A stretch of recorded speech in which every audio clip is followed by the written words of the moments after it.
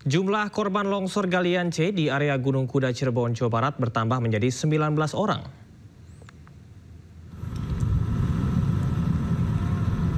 Dua korban yang ditemukan oleh tim SAR pada hari ketiga pencarian ini adalah Nalo Sanjaya, warga desa Kedongdong Kidul, dan Wahyu Galih, warga desa Cipanas.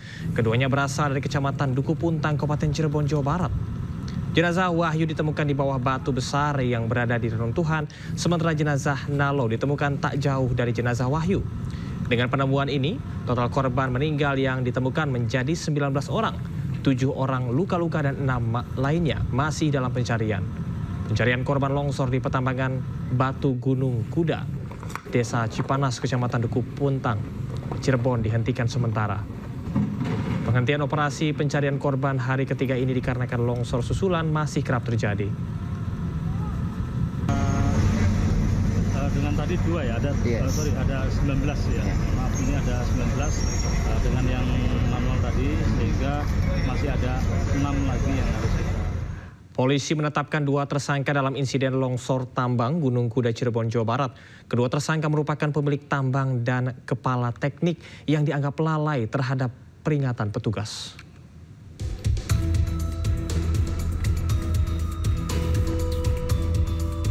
Polresta Cirebon menetapkan 2 tersangka atas tragedi longsor tambang batu di Desa Cipanas, Kecamatan Duku Puntang, Cirebon, Jawa Barat. Kedua tersangka berinisial AK dan AR, merupakan pemilik tambang dan kepala teknik tambang. Keduanya dinilai lalai dan tidak menggubris peringatan petugas terkait aktivitas maupun metode penambangan yang salah. Penetapan kedua tersangka dilakukan setelah penyidik melakukan pemeriksaan yang melibatkan dinas terkait. Selain menetapkan 2 tersangka, petugas juga menyita sejumlah barang bukti, diantaranya dokumen perizinan, ekskavator dan dam truk milik Koperasi Pondok Pesantren Al-Zariyah.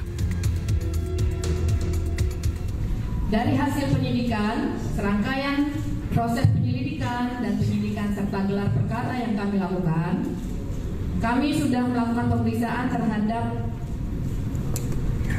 8 orang saksi. Kemudian dari serangkaian penyidikan itu, kami menetapkan 2 orang tersangka. 2 orang tersangka dengan inisial AK, yang merupakan ketua koperasi Al-Zariyah selaku pemilik tambang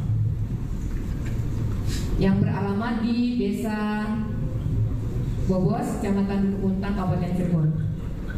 Kemudian tersangka yang kedua yaitu inisial AR yang merupakan kepala teknik tambang. Kedua tersangka dijerat Undang-Undang Nomor 32 Tahun 2009 tentang Perlindungan dan Pengelolaan Lingkungan Hidup, serta Pasal 359 tentang terkait kelalaian yang menyebabkan kematian dengan ancaman maksimal 15 tahun penjara. Dari Cirebon, Jawa Barat, Toy Iskandar, iNews melaporkan.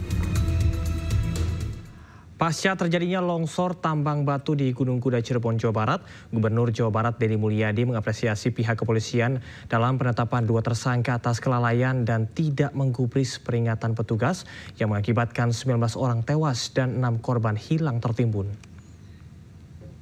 Terima kasih buat Pak Kapolda Jabar, Bu Kapolresta Cirebon, dan seluruh jajaran yang telah bertindak tegas dengan melakukan mentersangkakan pengelola tambang Gunung Kuda Cirebon dan melakukan penahanan. Semoga seluruh langkah-langkah ini menjadi pembelajaran penting bagi seluruh para pengelola tambang untuk tidak bertindak sembarangan, mengabaikan prinsip-prinsip keselamatan para pekerjanya, dan kemudian juga mengabaikan prinsip-prinsip pelindungan alam. Semoga korban yang belum ditemukan segera bisa ditemukan, dan semoga tim evakuasi yang pada hari ini terus bekerja melakukan pencarian korban yang masih tertimbun di reruntuhan batu bisa terus bekerja dengan baik dan tetap menjaga keselamatan. Untuk mengetahui perkembangan terkini evakuasi korban longsor tambang batu Gunung Kuda Cirebon, kita sudah terhubung dengan Kepala Kantor SAR Bandung, Ade Dian Permana. Selamat malam Pak Ade. Selamat malam Mas. Baik, Pak Ade bisa dijelaskan seperti apa perkembangan proses pencarian korban longsor hari ini? Apakah dari 19 korban meninggal dunia, apakah ada yang bertambah? Ya, terima kasih Mas.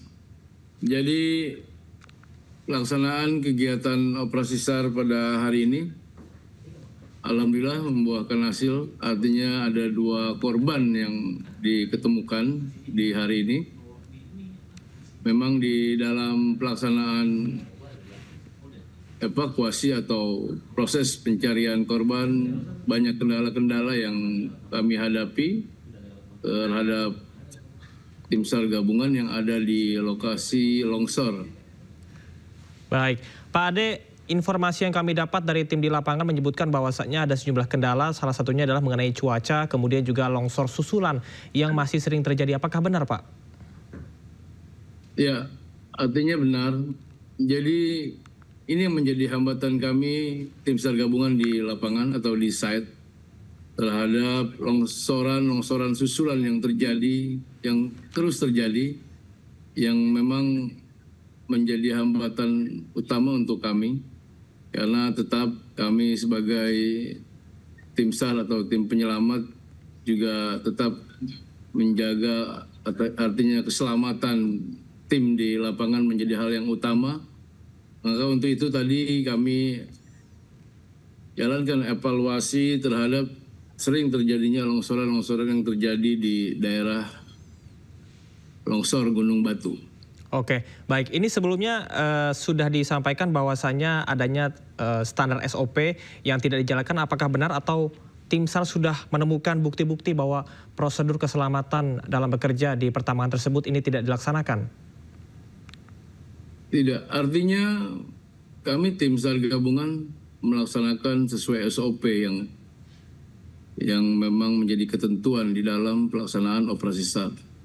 Oke. Jadi tim SAR juga melaksanakan operasi pencarian terhadap korban juga berdasarkan rencana operasi yang telah disusun berdasarkan evaluasi dari hari-hari sebelumnya.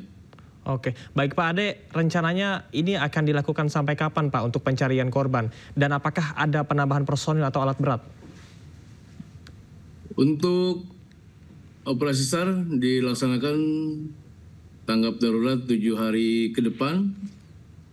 Dan untuk saat ini alat berat maupun personil tidak ada penambahan.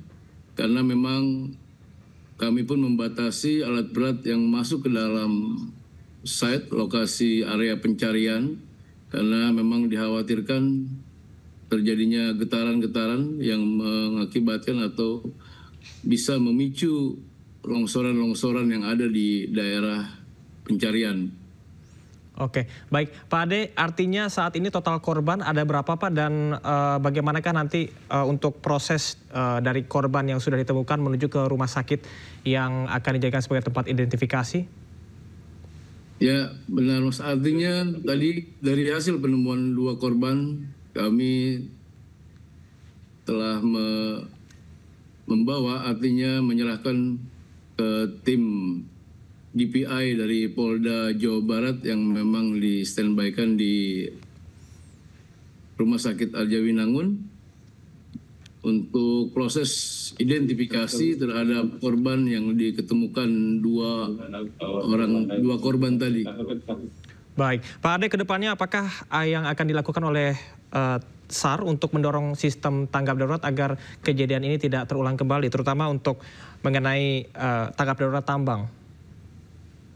Ya, artinya untuk darurat tambang dari hasil evaluasi tadi kami juga artinya menghentikan pelaksanaan kegiatan operasi pencarian terhadap korban atas longsoran-longsoran yang terjadi di hari ini. Baik, Pak Ade, terima kasih. Untuk bencana besok kami tetap akan melaksanakan atau meneruskan proses pencarian atau evakuasi terhadap korban dengan nanti mendatangkan atau ada alat yang bisa membuat tim SAR bisa melaksanakan evakuasi dengan aman. Baik, Pak Ade, terima kasih atas informasinya. Kita harapkan bahwasanya tim SAR bisa sesegera mungkin dan juga lancar untuk bisa melaksanakan pencarian korban selanjutnya. Terima kasih, salam sehat dan juga selamat beraktivitas kembali. Terima kasih Mas, selamat malam.